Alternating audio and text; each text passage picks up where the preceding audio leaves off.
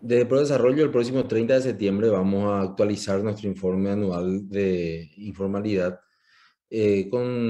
recordando que el año pasado habíamos hecho un énfasis especial sobre cuáles serían los efectos o presumíamos que tendría la pandemia sobre la economía. Una de las presunciones, si efectivamente se hizo finalmente realidad, que es el tema de la alta tasa de informalidad en la recuperación post-pandémica. En líneas generales podemos decir que las restricciones sanitarias han costado decenas de miles de puestos de trabajo formales, y la falta de un plan de recuperación con fechas, hitos y con comprobación fáctica de una reapertura gradual de las actividades comerciales en estado normal, por llamarlo de alguna manera, dificulta mucho a que las empresas puedan hacer planes de expansión o de retención de personal formal. Básicamente esta población es una población joven, afecta a personas menores de 30 años de edad que están en una situación de desempleo o de empleo informal, y el desempleo informal finalmente hace que esto se dispare hacia una imprevisión a futuro, una imprevisión sobre dos cuestiones principales. En primer lugar, ingresos. La caja del IPS ha perdido aportantes activos, y por otro lado, de las contingencias que uno va sufriendo a medida que van pasando los años, que es el tema de salud. La salida o el cuello de botella que tenemos a todo esto es el, este fondo especial que se hizo para recuperación o para amortización de créditos en periodo de informalidad. No es suficiente, está lejos de ser suficiente, y el microcrédito es el que se hace sentir. Entonces también el esquema de créditos ha pasado o ha crecido en su informalidad con acreedores ocasionales o personas que han sacado ventaja de esto ofreciendo microcréditos en las zonas de mayor vulnerabilidad a gente que hoy en día no tiene un acceso a un ingreso por lo menos previsible. Las tasas lógicamente no son controladas por el Banco Central, porque estamos hablando de prestamistas irregulares o informales, y esto no da seguridad finalmente a las personas que tampoco toman el crédito en cuanto a plazos y montos, y en lo que a tasas de interés estamos hablando. Y toda la literatura, absolutamente toda, sin distinción, nos habla que la forma de formalizar la economía es otorgando que ese proceso finalmente burocrático de ser parte de el mercado formal, ya sea a nivel de emprendedores individuales o ya sea a través de empresas formales o en relación de dependencia, o tenga como punto de partida la obtención de un crédito.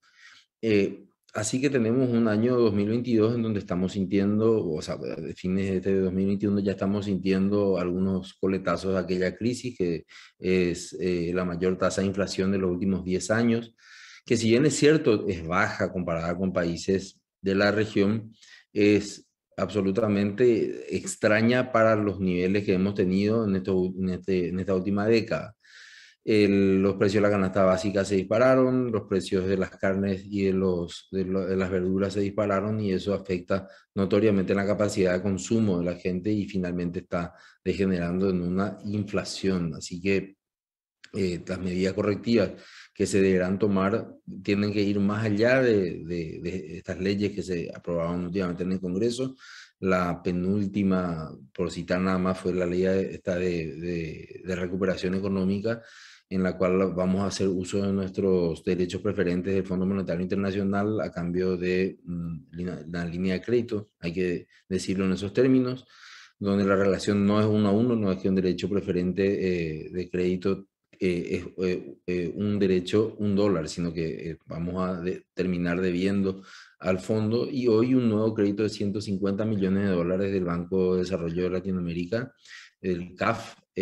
por 150 millones de dólares para la recuperación institucional del Paraguay, entonces, de la economía paraguaya. Entonces, seguimos viendo que el modelo apuesta mucho a un endeudamiento, a lo que se sumará seguramente otra nueva emisión de bonos. No, la ley de presupuesto no la he terminado de leer, pero estoy convencido de que esa será la política. Y estamos sobredimensionando el espectro de disponibilidad de dinero, especialmente cuando digo esto, me refiero a un sector público que está ineficientemente sobrecargado, donde el sector público no ha tenido el parate que sí tuvo el sector privado, y las políticas de fortalecimiento de empleo en industrias y en el sector primario todavía no están recibiendo el mismo impulso que sí ha recibido el sector público, además de decir que el déficit que se tenía previsto este año va a ser superado por 2 puntos aproximadamente con el aumento salarial que se ha dispuesto para los docentes. Esta situación, Paloma y audiencia, nos genera realmente una incertidumbre sobre cuál va a ser el punto que se va a poner sobre un sector privado que hoy en día se encuentra raquítico por la inanición que ha sufrido durante la pandemia, y con una informalidad que viene de una falta de comunicación, por lo menos podemos decirlo, un poquitito más estructurada por parte del gobierno sobre cuáles van a ser los plazos de recuperación y cuáles son los planes que se tienen para este alicaído sector. Si bien nos faltan algunos datos, ajustarlos de fuentes oficiales, todo lo que estamos hablando son de fuentes oficiales, podemos decir que la tendencia marcaría a que se concretaría un alza nuevamente en el porcentaje de economía informal, que recordarán alcanza un equivalente al 46,8% del Producto Interno Bruto, y ya estaríamos llegando casi a la mitad, lo cual nos debería prender las luces de alarma en un momento en que el contrabando, que es como el buque insignia de la informalidad, hay muchos tipos de informalidad. Están aquellos procesos que uno puede finalmente